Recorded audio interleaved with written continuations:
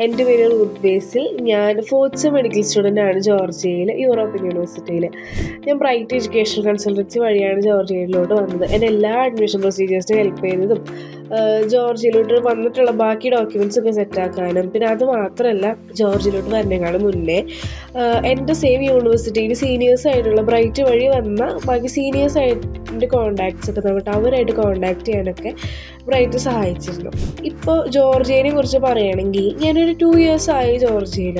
ഇത് അത്യാവശ്യം നല്ല സേഫ് ആയിട്ടുള്ളൊരു പ്ലേസ് ആണ്. ആൾക്കാരൊക്കെ അത്യാവശ്യം നല്ല ഫ്രണ്ട്ലി ആണ്. കോസ്റ്റ് ഓഫ് ലിവിങ് അഫോർഡബിൾ ആണ്.